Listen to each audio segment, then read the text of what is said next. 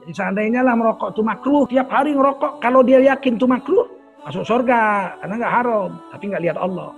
Sial banget. Saya minta anak-anak muda berhentilah merokok. Mau nggak lihat Allah di surga? Dapatkah kita bertemu Allah, bertemu Rasul-Rasul di hari kiamat kelak? Oh. Menurut akidah Ahlussunnah wal Jamaah, kalau kita masuk surga, kita bisa lihat Allah.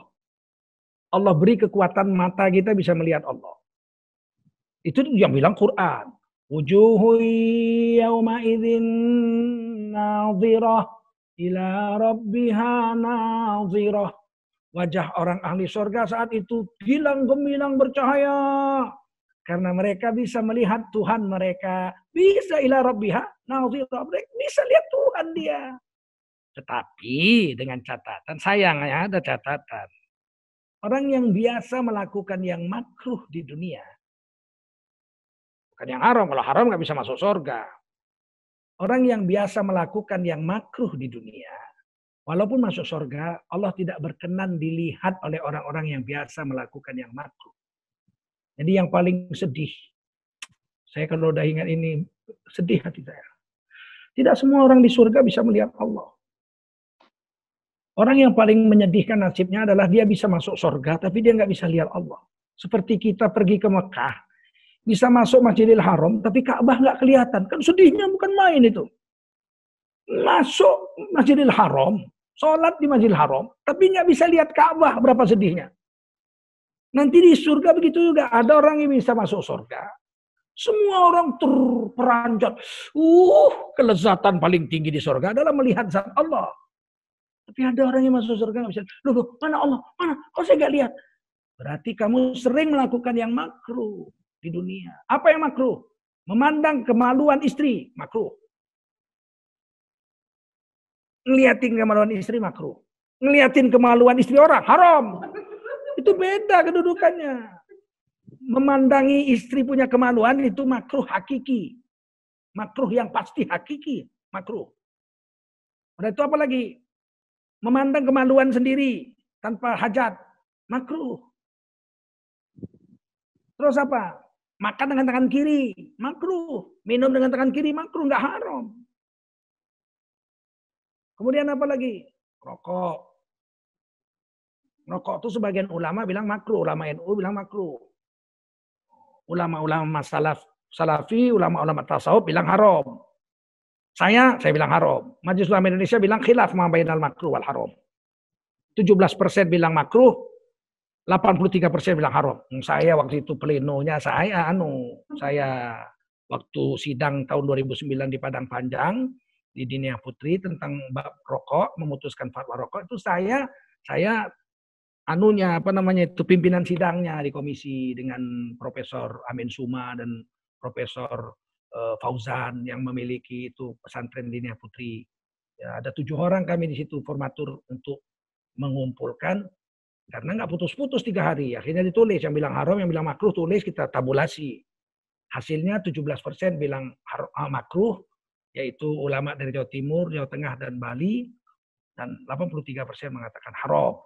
Putusannya khilaf ma bainal makruh wal haram. Berbeda pendapat antara makruh dan haram. Nggak ada yang bilang sunat muakkad merokok. Jadi seandainya lah merokok itu makruh sebagaimana keputusan ulama Jawa Timur, Jawa Tengah dan Bali, ya waktu keputusan tentang rokok, fatwa rokok, ijtima ulama fatwa se-Indonesia tahun 2009 di Dinia Putri Padang Panjang, tiap hari ngerokok, kalau dia yakin itu makruh, masuk surga, karena nggak haram, tapi nggak lihat Allah. Sial banget. Saya minta anak-anak muda berhentilah merokok. Mau nggak lihat Allah di surga? Saya ini dari muda nggak mau merokok saya. Kawan-kawan saya nggak ada yang merokok. Bapak saya merokok 2-3 bungkus sehari. Kata bapak saya, kamu nggak merokok. Saya udah punya gaji kan, SMA kan udah ngajar saya. Udah jadi guru, udah jadi penyanyi, bintang radio televisi. Kamu nggak merokok? Enggak. Saya belikan rokok bapak saya nggak merokok. Satu hari dia bilang, kenapa kamu nggak merokok? Saya bilang nggak bagus merokok. Kenapa nggak bagus? Dari mana kau tahu nggak bagus? Bau. Saya yakin sesuatu yang baik pasti dibikin Allah harum. Apel, pisang, lengkeng, nangka, cempedak, jeruk, sawo. Pokoknya yang bagus pasti Allah bikin harum. Tubuh istri kita pun kalau udah bau itu pasti sakit. Mulut kita kalau ada bau, mesti sakit. Kalau harum, itu pasti sehat.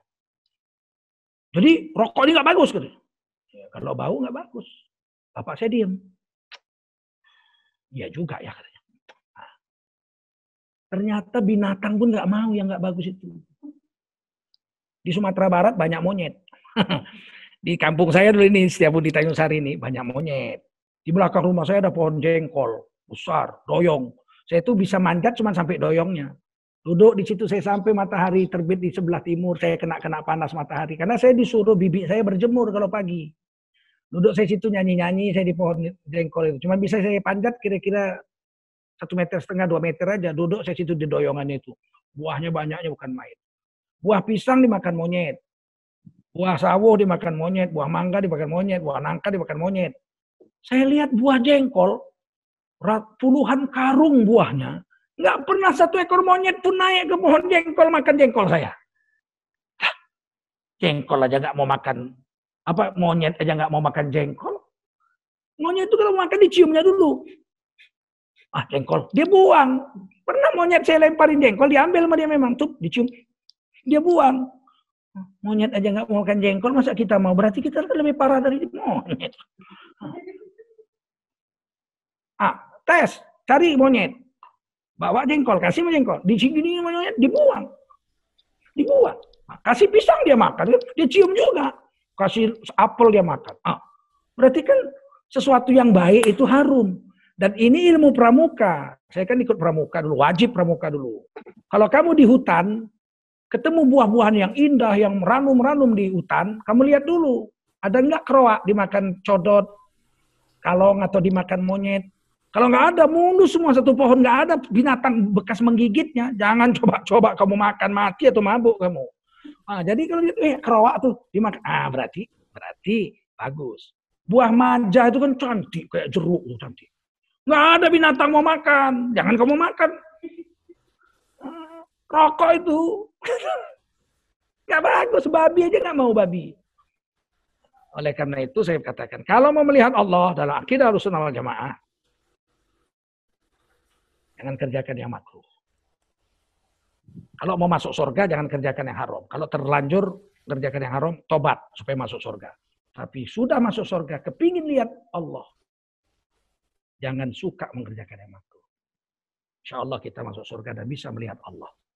Amin ya rabbal alamin. Subhanallah bihamdi. Subhanakallahumma wa bihamdika asyhadu an la ilaha illa anta astaghfiruka wa atubu ilaik. Subhana rabbika rabbil izzati amma yasifun.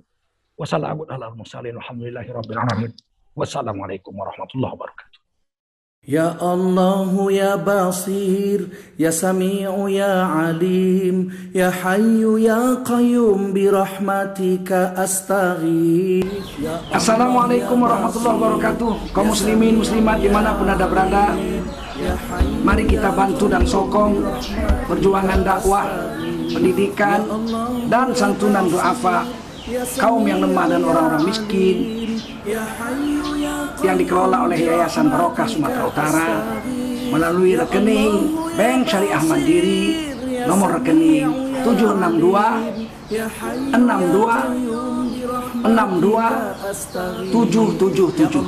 kami ulangi 767.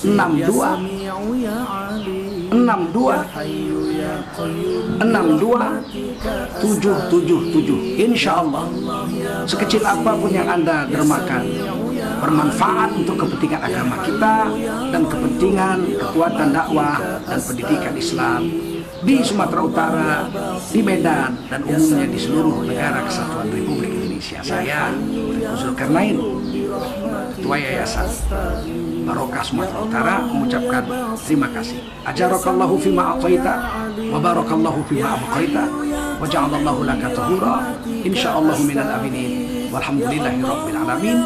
Wassalamualaikum warahmatullahi wabarakatuh. Ya Hayyu ya Qayyum bi rahmatika astaghith. Ya Allah, ya Allah, ya Basir, ya Sami'u ya Alim, ya Hayyu ya Qayyum bi rahmatika astaghith. Ya Allah, ya Basir, ya Sami'u ya Alim, ya Hayyu ya Qayyum bi rahmatika astaghith. Ya Allah ya Basir, ya Sami'u ya Alim, ya Hayyu ya Qayyum bi rahmatika astaghith.